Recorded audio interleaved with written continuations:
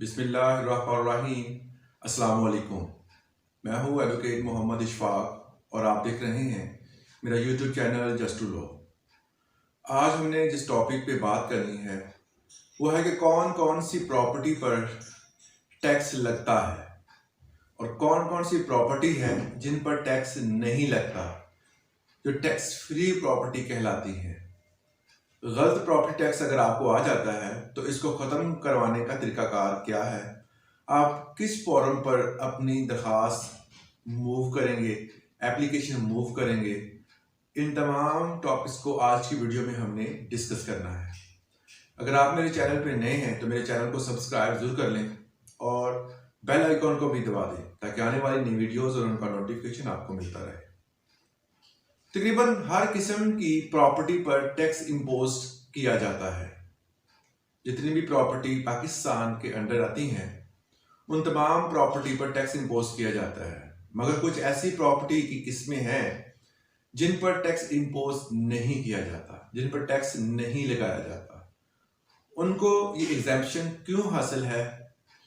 क्योंकि ऐसी प्रॉपर्टी जो फेडरल गवर्नमेंट के अंडर आती है, जो फेडरल गवर्नमेंट के अंडर है और वो उसकी मलकियत शो कर रही है, तो उस प्रॉपर्टी पर टैक्स इम्पोज नहीं किया जाता। ऐसी प्रॉपर्टी जो पंजाब गवर्नमेंट के अंडर आती है उस पर भी टैक्स इम्पोज नहीं किया जाता। इसके अलावा ऐसी बिल्डिंग जिसकी वैल्यू जो है वो 4,320 रुपए से एक्सीड ना कर रही हो, एक वैल्यू एडजस्ट कर दी है कि इससे ज्यादा अगर एक्सीड नहीं कर रही तो उस प्रॉपर्टी पर टैक्स नहीं लगाया जाएगा। इसके अलावा रेजिडेंशियल प्रॉपर्टी जो होती है जिसकी वैल्यू 6,408 रुपए से एक्सीड अगर नहीं कर रही तो उस पर भी टैक्स नहीं लगाया जाता। इसके अलावा जितनी भी एजुकेशनल पर्पस के लिए यूज की जाने वाली बिल्डिंग्स हैं, एकेडमी हो गई, स्कूल, इसके अलावा मदरसे, इन तमाम जगहों पर प्रॉपर्टी टैक्स नहीं लगाया जाता। इसके अलावा पब्लिक पार्क जहां पर बच्चों के लिए झूले वगैरह लगे होते हैं या बच्चों के इनडोर्स गेम्स के लिए जो गवर्नमेंट के अंडर हो या वो किसी प्राइवेट बंदे को, जिसमें बच्चों के लिए फलाह के लिए एक फलाही अदारे के तौर पर कोई पार्क बनाई गई है, कोई ऐसी जगह जहां पर बच्चे खेल सकते हैं, तो ऐसी जगहों पर भी प्रॉपर्टी टैक्स इम्पोज नहीं किया जाता। इसके अलावा ऐसी बिल्डिंग जो इबादत गाह के तौर पर इस्तेमाल की जाती है, मसलन मस्जिद, टेंपल, इसके अलावा गुरुद्वारा या किसी भी मजहब की कोई भी ऐसी जगह जहां वो बैठकर अपनी इबादत करते हैं, तो ऐसी जगहों पर टैक्स इम्पोज नहीं किया जाता। इसके अलावा ऐसी बिल्डिंग जो पब्लिक चैरिटी के लिए यूज होती है, मतलब कोई डिस्पेंसरी बना दी है जो कि आवाम को फलाह के लिए बनाई गई है, कोई ब्लड डोनेशन के लिए एक मखसूस हॉस्पिटल बना दिया गया है, कोई बर्निंग पॉइंट बना दिया गया है जहां पर बर्निंग हॉस्पिटल जो है वो बनाया गया है, तो इस तरह की वो चीजें जो कि आवाम की फलाह के लिए, चैरिटी के लिए यूज हो रही हैं, उन जगहों पर जो है वो टैक्स, प्रॉपर्टी टैक्स जो होता है वो इम्पोज नहीं किया जाता। इसके अलावा स्कूल, हॉस्पिटल, कब्रिस्तान और वेटरनरी हॉस्पिटल्स, जानवरों के हॉस्पिटल्स जो होते हैं, और इसके अलावा जानवरों की डिस्पेंसरियां, इन तमाम जगहों पर टैक्स इम्पोज नहीं किया जाता।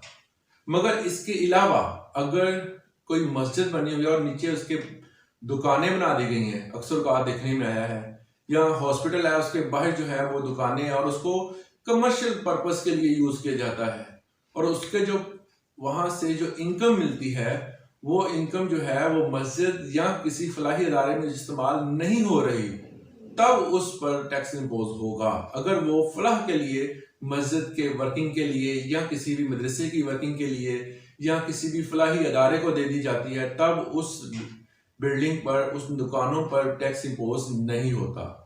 इसके अलावा हॉस्पिटल, क्लिनिक, उन तमाम जगहों पर जहां पर ये तमाम सहूलियात नहीं है मगर वहां पर ये बनी हुई हैं और ये काम कर रही हैं, और जिसमें कमर्शियल तौर पर जो बिजनेस के तौर पर ये काम नहीं कर रही, यहां पर बिजनेस नहीं हो रहा, तब इन चीजों पर भी टैक्स इम्पोज नहीं किया जाता। तो ये वो तमाम चीजें थी जिन पर टैक्स इंपोज नहीं किया जा सकता। अब उनको डिस्कस कर लेते हैं, उन प्रॉपर्टीज को डिस्कस कर लेते हैं जिन पर टैक्स इंपोज किया जाता है। अगर कोई गवर्नमेंट कोई कॉलोनी बनाती है, अक्सर बात आपको पता है कि जो भी रिटायर्ड होते हैं ऑफिसर्स, उनके लिए खास किस्म की कॉलोनी में प्लॉट दे दिया जाता है। अगर उस प्लॉट का एरिया एक कनाल से ज्यादा है तो उस पर टैक्स इंपोज किया जाएगा। अगर एक कनाल से कम है तो उस पर टैक्स नहीं लगेगा। इसके अलावा प्राइवेट जो आपकी प्रॉपर्टी, मतलब आपका घर है, वो 5 मरले से ज्यादा है तो उस पर टैक्स नहीं लगेगा। अगर 5 मरले से ज्यादा आपका घर है, 10 मरले का, कनाल का, 2 कनाल का, जितना भी बड़ा घर है, तो उस घर पर टैक्स इंपोज होगा। इसके अलावा अगर एक बड़ा कोई घर बनाया हुआ है आपने, उसमें 4-5 फैमिलियां रहती हैं और 4-5 फैमिलियां जो है, आपका घर एक कनाल का फर्ज कर लें और उसमें आप सारे भाई जो हैं वो अलग-अलग रहते हैं, तो ऐसी फैमिली जिसका जो रहते तो एक घर में है मगर ये है कि उनके जो अपने लवाजमात हैं वो सेपरेट है हर एक के, तो फिर उस पूरी फैमिली पर टैक्स इंपोज होगा। जबकि उनके गुजरगाह के लिए एक ही रास्ता हो, मसलन एक घर का एक गेट लगा हुआ है, अंदर जितनी मर्जी फैमिलियां हैं, ये मैटर नहीं करता। मैटर ये करता है कि आपका घर जो है वो अलहदा नहीं है, सेम प्रॉपर्टी है और उस पर जितनी मर्जी फैमिलियां रह रही हों उस पर टैक्स इंपोज किया जाएगा। अगर कोई फैमिलियां रह रही हैं एक से ज्यादा और उसमें उन्होंने दीवार करके या कोई और अलग रास्ता बनाकर जो उन्होंने यूज किया है, तो फिर ऐसी फैमिली पर टैक्स इंपोज नहीं होता। अगर आप एक ही जगह पर रह रहे हैं, चाहे आप अलहदा रह रहे हैं, आपके तमाम किस्म की जो भी जरूरियात जिंदगी हैं वो अलग अलग हैं, आपका जो कमर्शियल जो पॉइंट ऑफ व्यू से देखा जाए या किसी भी लिहाज से देखा जाए, तो अगर वो प्रॉपर्टी आप सेम जगह पर यूज कर रहे हैं और उसकी गुजरगाह एक है, तो ऐसी प्रॉपर्टी पर टैक्स इंपोज किया जाता है। इसके अलावा अगर आप पर प्रॉपर्टी टैक्स लगा है और आप समझते हैं कि वो आपका रहायशी जगह थी, उस पर कमर्शियल जो है वो टैक्स आ गया है या उस पर इतना टैक्स बनता नहीं था, आपको कोई प्रॉब्लम क्रिएट हुई है, तो लेटर जो है वो रिसीव होगा। उसके 30 डेज के अंदर आपने उसके जो कलेक्टर जो होगा या कोई फोकल पर्सन होगा उसके नाम पर अपील फाइल करनी है।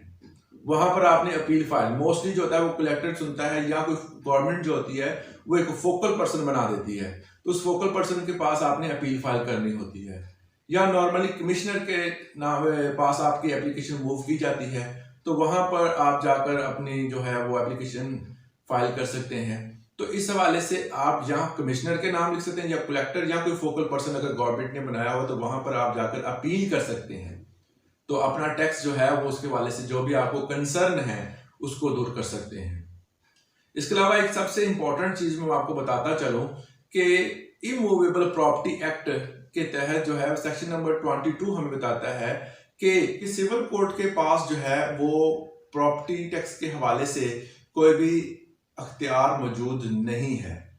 इन केसेस को सिविल कोर्ट के अंदर फाइल नहीं किया जा सकता। इनमें मेलाफाइड एक्सटेंशन मौजूद है तो फिर आप इस केस को सिविल कोर्ट में दायर कर सकते हैं। तो ये एक्सटेंशन जो होती है वो देखने भी यही है कि अगर मेलाफाइड पाया जाता है, एक्सटेंशन पाई जाती है, तो आप वहां पर उस सूट को फाइल कर सकते हैं। इसके अलावा जो है वो सिविल कोर्ट के पास ये दायरा अख्तियार नहीं है कि वो इमूवेबल प्रॉपर्टी एक्ट सेक्शन 22 के तहत जो है वो इन केसेस को सुन सकती है। तो ये था आज का लेक्चर। उम्मीद करता हूँ इससे आपने जरूर कुछ सीखा होगा। आज के लिए इतना ही, इजाजत दें। अल्लाह।